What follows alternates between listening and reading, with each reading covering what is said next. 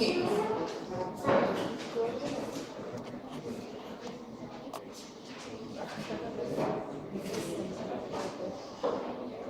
Aquí estamos viendo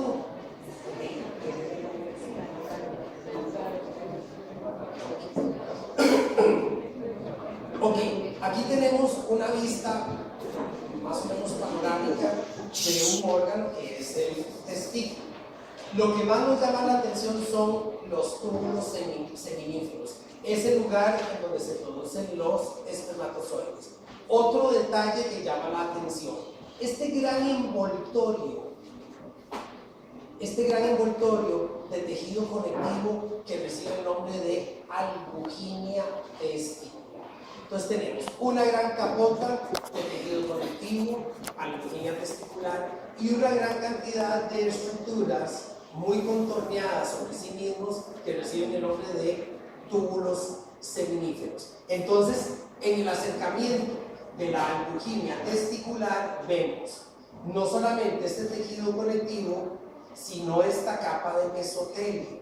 Ya para aburrir, lo hemos repetido creo que todo el semestre, donde hay mesotelio, el órgano tiene cierta libertad de movimiento.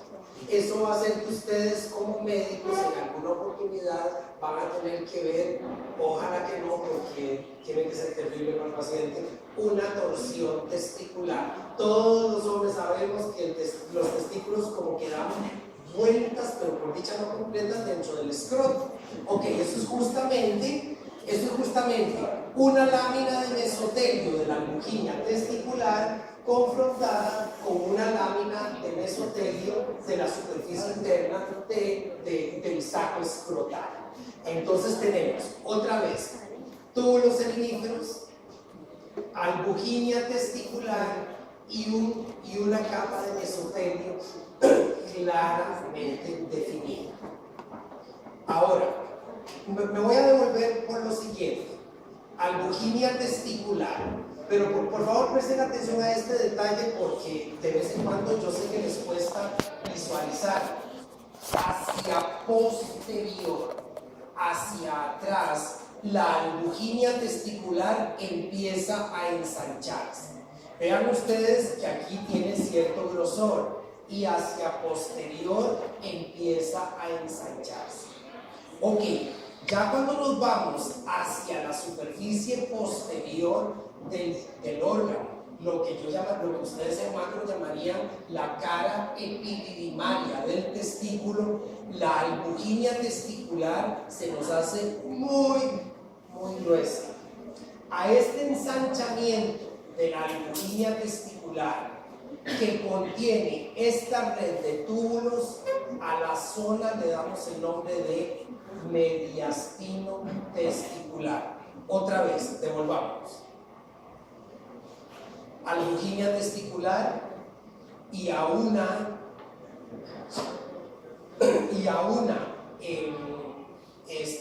amplificación parecida se nos hace súper gruesa hacia posterior. Zona mediastino testicular. ¿Qué identifica el mediastino testicular como zona? Primero, la presencia de los túbulos seminíferos, pero principalmente esta red de conductos que le damos el nombre de rete testis o red testicular. Entonces, como zona mediastino testicular, pero si señalamos esto como estructura, rete testis o red testicular. Ok, entonces albuginia testicular se nos empieza a engrosar en el mediastino y tenemos entonces a la derecha de ustedes túbulos seminíferos, hacia la izquierda mediastino testicular con rete testis o red testicular. Aquí lo que estamos haciendo es siguiendo el trayecto de los espermatozoides. Fuimos producidos en los túbulos seminíferos. Los túbulos rectos no los tienen que identificar. Pasamos a la rete testis o red testicular del mediastino. Luego pasamos a estos conductos que le damos el nombre como estructura de conductos eferentes. ¿Qué caracteriza? Ahorita lo amplificamos. Esto es simplemente como hacer una sinopsis antes de seguir describiendo. Vean ustedes que lo que caracteriza a los conductos eferentes es un revestimiento epistemial festoneado. Festoneado significa marcadamente irregular. Entonces ahora, antes de pasar acá, nos vamos a ir túmulos seminíferos. Siguiente diapositiva. Túmulos seminíferos, y entre túmulo y túmulo vamos a tener las células encargadas de la función esteroidogénica del órgano. Recuerden que aquí hay espermatogénesis y esteroidogénesis. La espermatogénesis aquí adentro que la vamos a obviar, pero las células que tienen bajo sus hombros, sobre sus hombros, la función esteroidogénica está en un espacio que separa dos elementos. ¿Cómo llamamos un espacio que separa dos elementos? Es un intersticio. A esas células las llamamos células intersticiales de Leydig, entre túbulos seminíferos en grupo y acidófanes. Células intersticiales de Leydig. La pared de los túbulos seminíferos recibe el nombre de túnica propia de los túbulos seminíferos.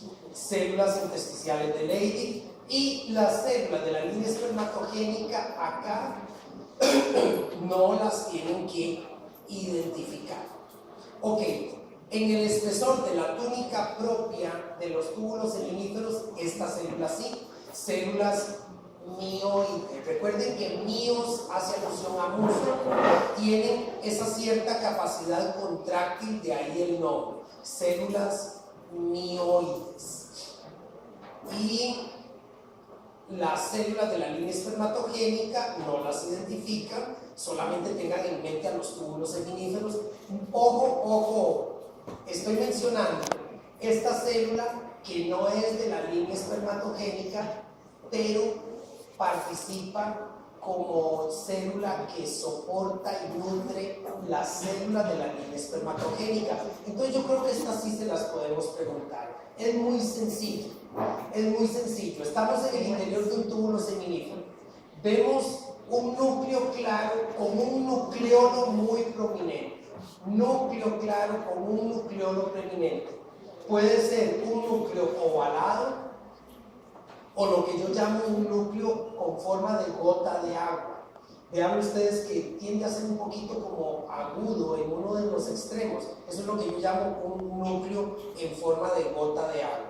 Entonces el nombre de la célula sustentacular o nutricia de Sertoli. Célula sustentacular o nutricia de Sertoli. Aquí tenemos el típico núcleo en forma de gota de agua con nucleolo prominente, células de Sertoli. Esto no es nada más como una ilustración. El testículo de un chiquito recién nacido. Entonces todas estas células reciben el nombre de preespermatogonias o gonocitos. Ok. Entonces tendemos a pasarnos de testículo a otro órgano, que es el epididio. Vamos a tener los conductos eferentes y estoy diciéndolo en plural, conductos eferentes, pero aquí hablo en singular. Conducto epididimario es el mismo conducto cortado un montón de veces. Por favor, yo entiendo, vuelvo a lo mismo, que ya están saturados de tanta información, pero si ponen conducto ependimario del epididimario, lo siento, está mal. Ependimario no es ese, epididimario. Ok, entonces vamos a comparar conductos eferentes con conducto epididimario en un acercamiento. Conductos eferentes, conducto epididimario. Amplifiquemos. Entonces tenemos conducto eferente, Revestimiento epitelial festoneado, es decir, marcadamente irregular. Conducto epididimario. Vean ustedes que la altura celular es perfectamente regular. Da la impresión como que si alguien hubiera pasado una línea en contraposición al conducto eferente, que tiene su típico festoneado. Entonces, como estructura, conducto epididimario, como órgano epidídico, como tejido, epitelio cilíndrico pseudoestratificado con estereocilios. Epitelio cilíndrico pseudoestratificado con estereocilios. Recuerden que cilio es un término incorrecto. Significa cilio amplificado. Pero si alguien quiere ser bien correcto en su forma de hablar, los puede llamar estereomicrovellosidades. No tienen movimiento, tienen una función absortiva muy importante. Entonces, si alguien en lugar de estereocilio los llama estereomicrovellosidades, es correcto, en realidad es el término correcto. Pero como dice el doctor Jiménez Luna, en anatomía la historia importa. Nos acostumbramos a decir algo de una manera y luego no lo cambiamos. Perdón, mi celular de 8,000 pesos funcionó al fin. Pensé que estaba malo, nunca son nada. Es que mi vida social, ¿verdad? Ok, ahora, otro órgano. Ya casi terminamos. Par de horas y ya terminamos. Órgano, cordón espermático. Órgano, cordón espermático. Vasos sanguíneos, tejido adiposo, tejido conectivo, lo que hay en todo el cuerpo. Entonces, ¿cómo sé yo que este órgano es el cordón espermático? Esta es la única particularidad del cordón espermático, el conducto deferente. En otras palabras, el conducto deferente identifica al cordón espermático como órgano. ¿Y cuál es la particularidad del conducto deferente? Ay, un momentito, perdón. No, ya se cansó la otra pieza de llamar. Entonces, conducto deferente. Vean ustedes el grosor de la pared en relación al lumen del conducto. Es totalmente desproporcionado. Entonces, aquí lo tenemos. El lumen del conducto deferente pequeño en relación a un gran grosor de la capa muscular. 3 subcapas de músculo liso, yo no se las pido. Solamente tengamos presente que esto es la gran capa muscular.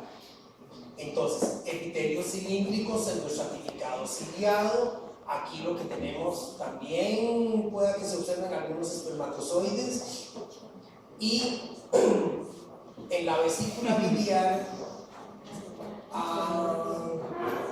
en la vesícula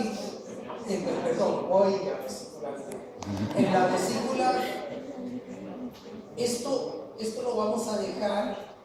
Primero, esto es un error. Esto no es vesícula seminal. Esto es próstata. Pero como esto está pedefiado, nunca he podido hacer un arreglo. No sé si alguien sabe hacer estas cosas. Entonces estamos viendo glándulas prostáticas. Perdón, estoy todavía pensando en la llamada de la doctora Alpisa. Tenemos glándulas prostáticas y un área del órgano donde tenemos los 2 conductos eyaculadores que tienen cada uno de su lado. Conducto eyaculador acá, conducto eyaculador acá y glándulas prostáticas acá. El órgano, no es vesícula seminal, es próstata. Vesícula seminal.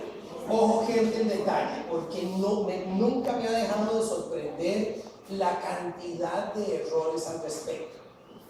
Les pongo vesícula seminal y dicen que es trompa de falopio. Y les pongo la trompa de falopio y ponen vesícula seminal.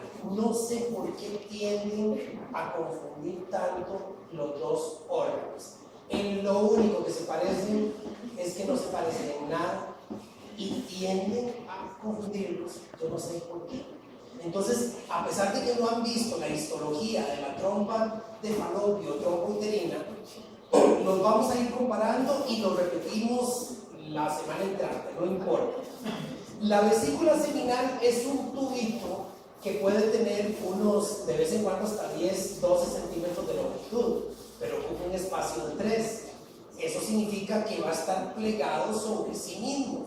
Entonces, vesícula seminal, varios cortes transversales del mismo órgano.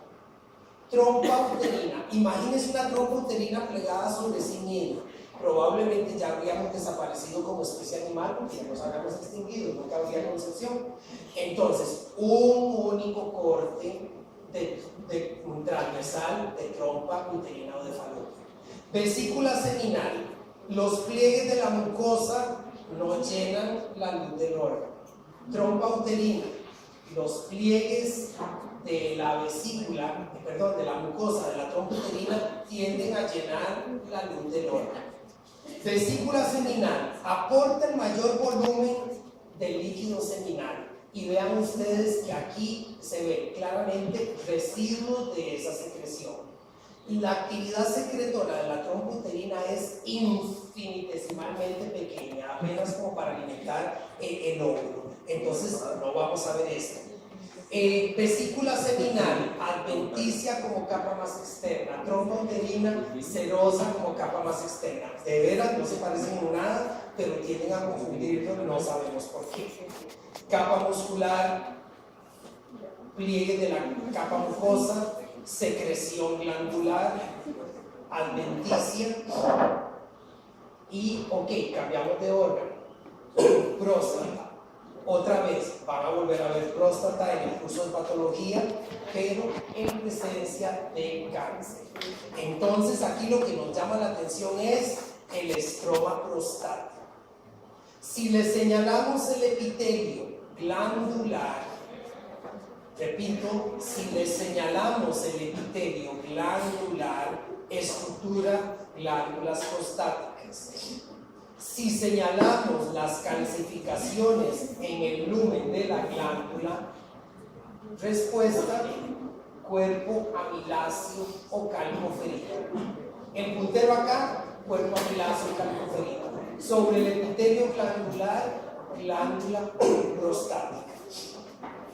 Y ya para terminar, porque ya se me está apagando la garganta, un corte transversal de pene, como recordatorio que a nivel del cuerpo esponjoso corre el último segmento de la uretra que recibe el nombre de uretra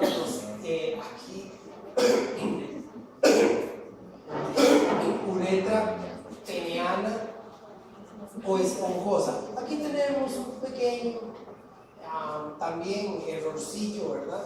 Uretra peneana o esponjosa. Y eso sería todo lo que tiene que ver el día de hoy. Pura vida, gente. Muchas gracias.